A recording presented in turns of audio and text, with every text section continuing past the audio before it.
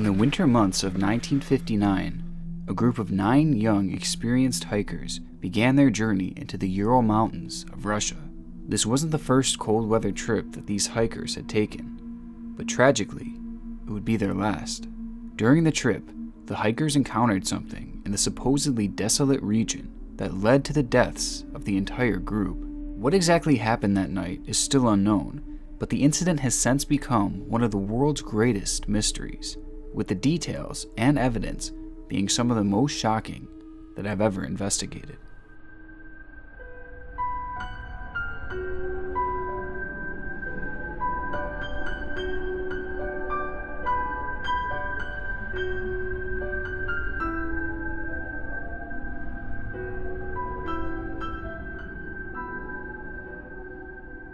So to preface how we know so much about this story, cameras and diaries belonging to the group were actually found at the campsite that show the actions and the thoughts of each of the 10 hikers. And because of the cameras found at the campsite, many of the photographs used within this video are going to be actual shots taken by the Dyatlov Group.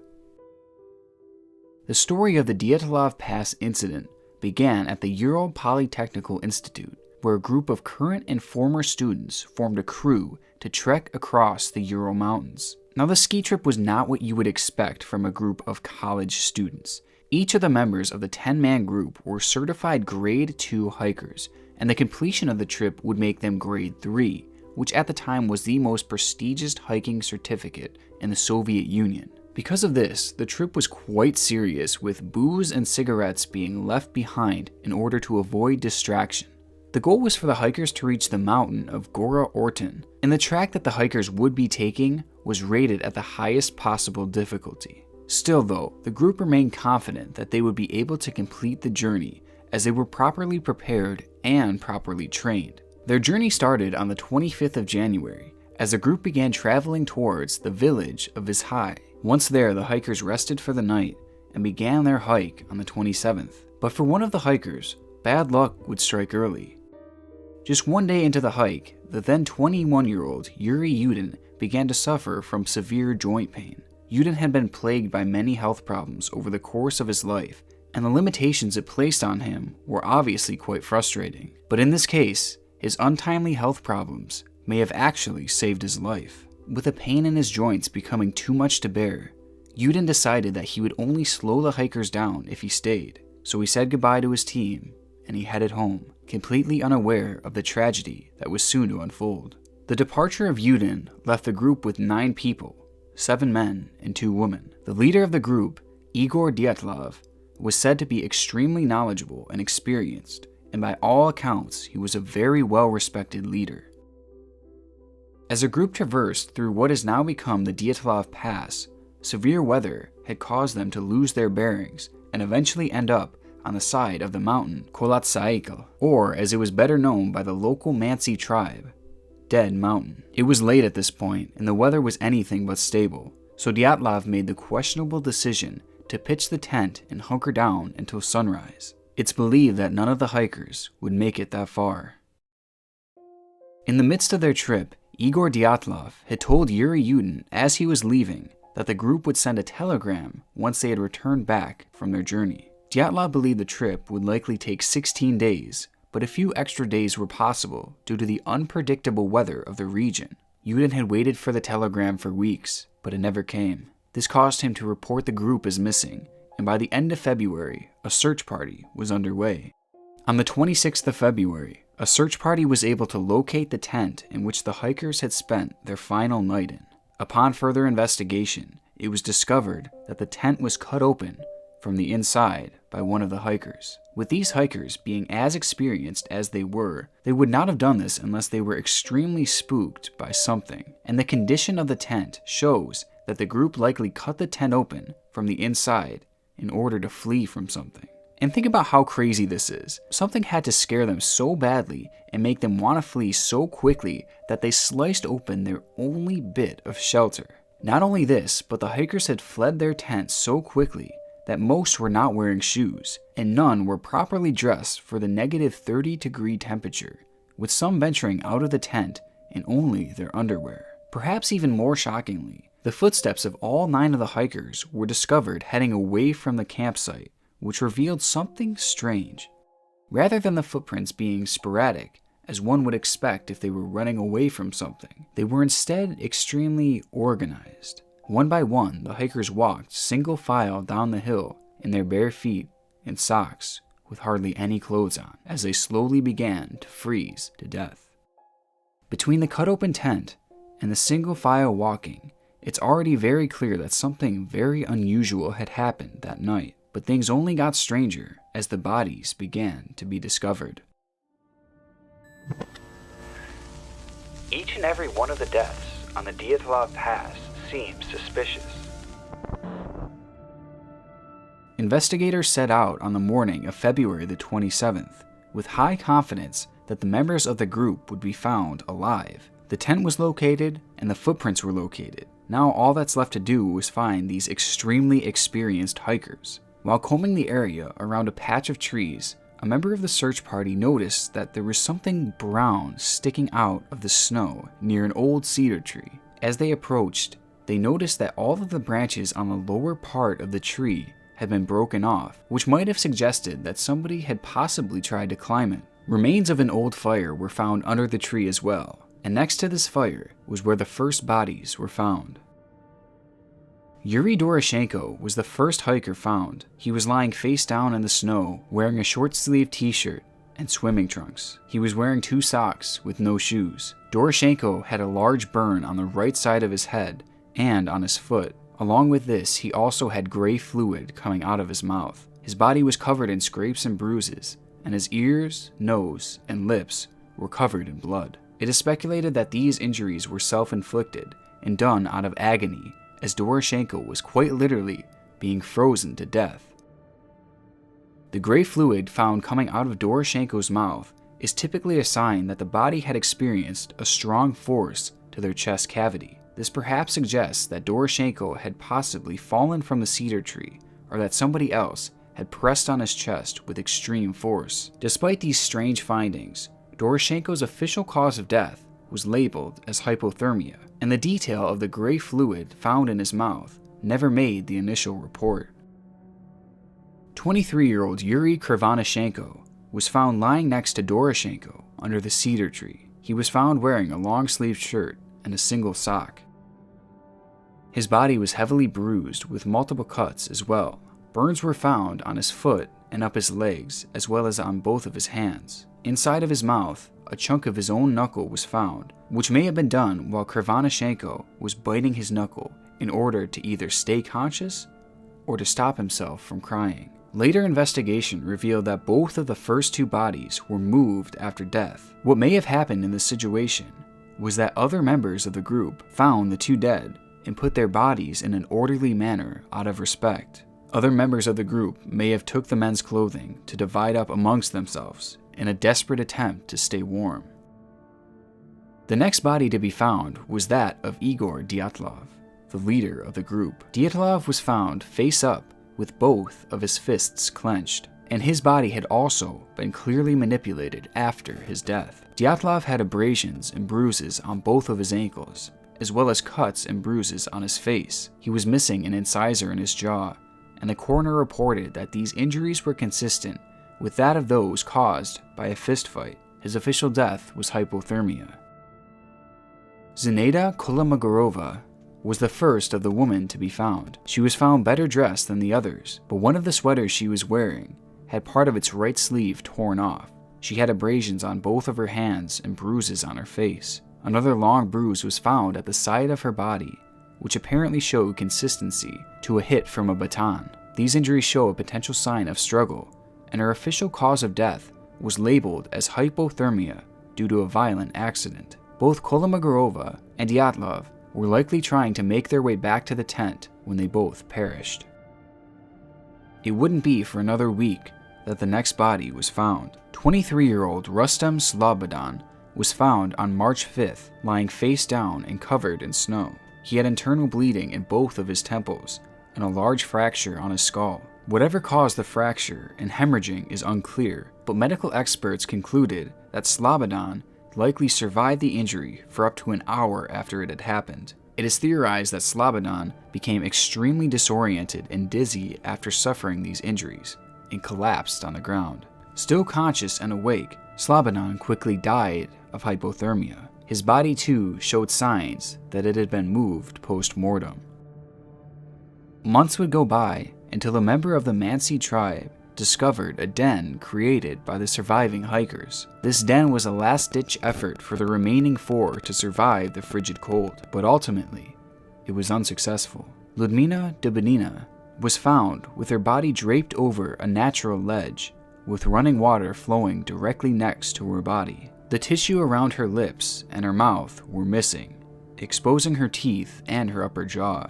Soft tissue was also missing in other parts of her face, revealing her cheekbone in one area. 10 of her ribs were broken, and massive hemorrhaging had occurred in her heart. Both of her eye sockets were empty, meaning that both of her eyes had been removed. This wasn't the only feature on her head that was missing, however. Dubinina's tongue had been removed, and it was nowhere to be found. Blood found within the stomach suggests that she was alive when this occurred. Her cause of death was hemorrhaging into the right atrium of the heart, making her one of the only deaths to officially be ruled as something other than hypothermia.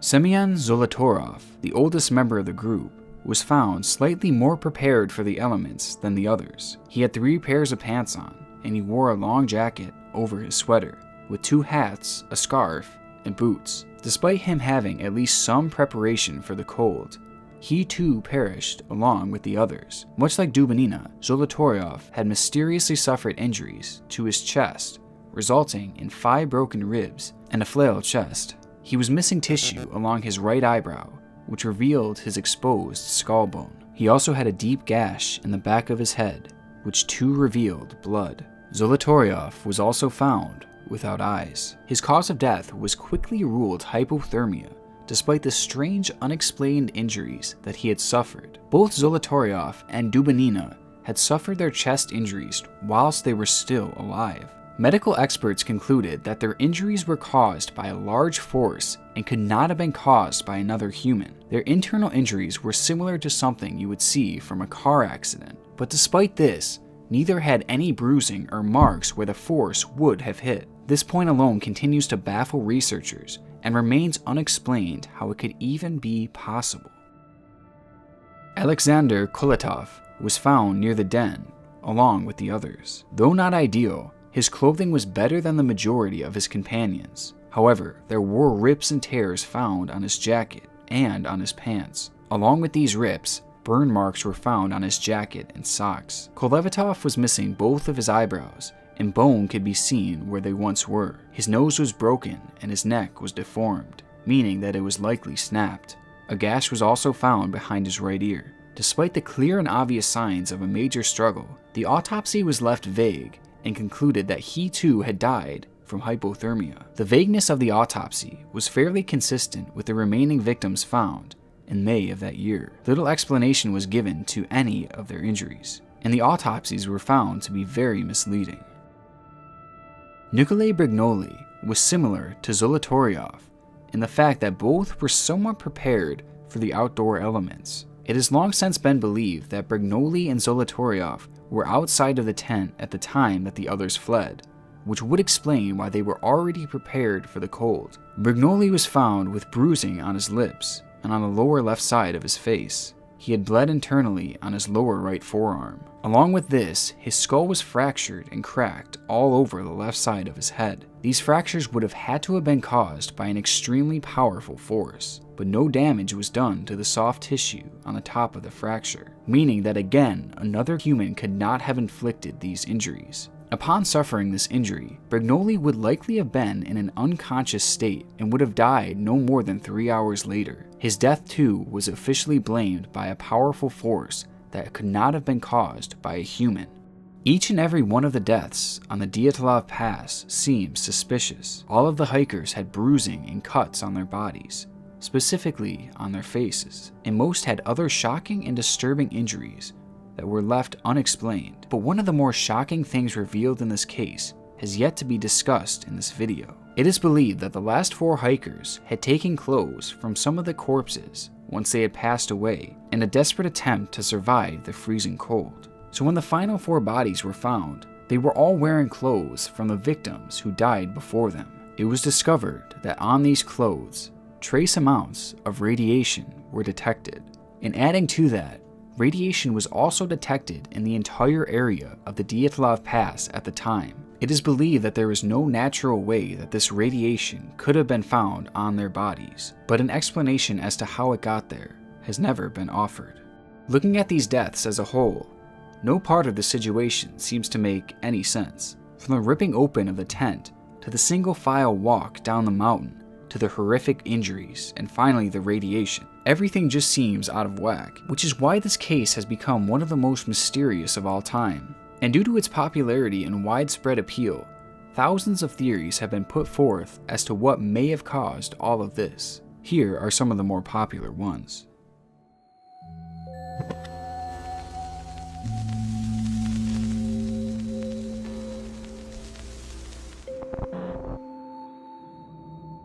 One of the earliest theories to come out of this event was the idea that the local Mansi tribe had killed the hikers. As I mentioned earlier, a storm had caused the hikers to wander off course and end up on what is now known as Death Mountain. The mountain was home to the Mansi people, and it was theorized that they attacked the hikers when they ventured onto their land. One piece of evidence to support this was the fact that a Mansi chum was found just a few hundred meters away from the campsite. Supposedly, a chum was a symbolic structure that was created at the time of a sacrifice. Could the Mansi people have sacrificed the hikers or killed them for stepping onto their land? It could be somewhat possible, and taking a look at the pictures that the Dyatlov Group had taken prior to their death, it is clear that they were stepping on the land of the secluded tribe. The tribe isn't always welcoming to visitors, so perhaps this led to a conflict. What could also support this theory was the fact that the Mansi people knew this land better than anyone else in the world.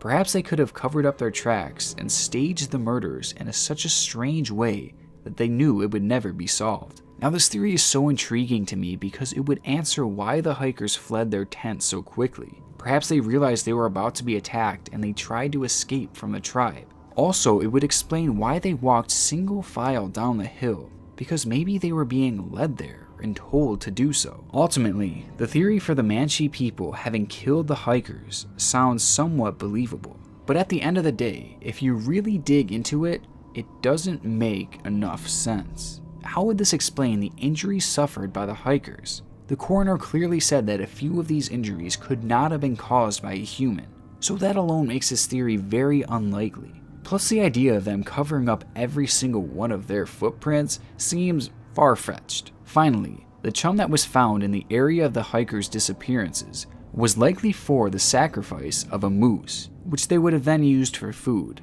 This seems to be confirmed by the moose antlers on top of the structure, and it's now been practically debunked that the Mansi people ever even performed human sacrifices. As time has gone on, it has become somewhat clear that the Mansi people were used as an early cop-out as to what happened to these people. But years later, the theory has since been debunked, leading us to look for answers elsewhere.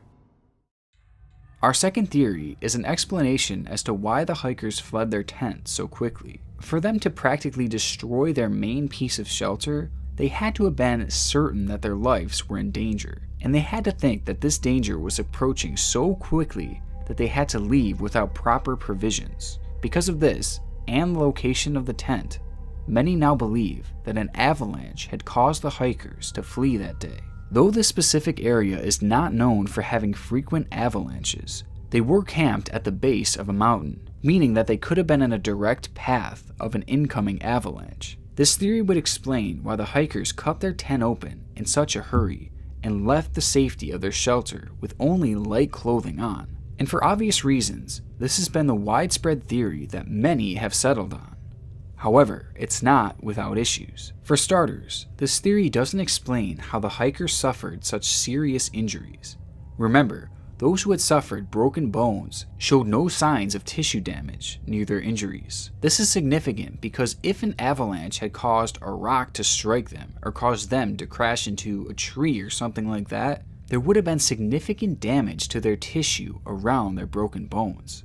I mean, there would have been at the very least major bruising, and they would have been completely covered with cuts and scrapes from head to toe. Also, there was never any sign that an avalanche had taken place in that area that night. And though this is impossible to totally prove, scientists had agreed that it is unlikely that this ever took place. Now, despite this theory being practically ruled out, an avalanche still could be partially to blame. Perhaps the hikers had just thought that an avalanche was coming.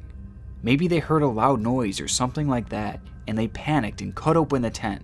And when they realized their mistake, they walked single file into the woods in order to get shelter in the trees. I think this situation sounds very rational, but it still doesn't explain what actually killed the hikers. If they really thought there was an avalanche and that's what caused them to flee, then something outside of their shelter must have killed them. But what could have possibly caused such horrific injuries? With little to go off of in terms of rational theories, many have began looking to the supernatural as a cause for this tragedy, and the main talking point is typically the Yeti. Perhaps a large and violent creature was living in the remote area of the Dyatlov Pass, and it took issue with the hikers being in its territory. This would explain why the hikers fled, and could also explain their unusual injuries. Now, this is a theory that I have never been very fond of, as the whole thing just kinda seems baseless. But doing a little more research on it, I've discovered why this theory has become so popular. As previously mentioned, multiple cameras were found at the campsite that belonged to the hikers. This photograph was taken at some point before the hikers had perished, but was generally taken in the area that they set up camp. After analysis, this photo has been completely proven to be 100% real, and the image has not been doctored in any way. What is seen on this photograph is widely open to interpretation. Personally, just looking at it without context, this really does look like some kind of Yeti Bigfoot creature, but others swear that it just looks like a man in snow gear. This image is haunting, and it only adds to the intrigue of this mystery. However, despite this looking somewhat like a Yeti, this theory still falls flat in many ways. The glaring issue here is that there were no footprints. Yetis are literally cold weather Bigfoots, and not a single footprint of that thing was found, and it also doesn't totally explain the radiation found on the hikers' clothing.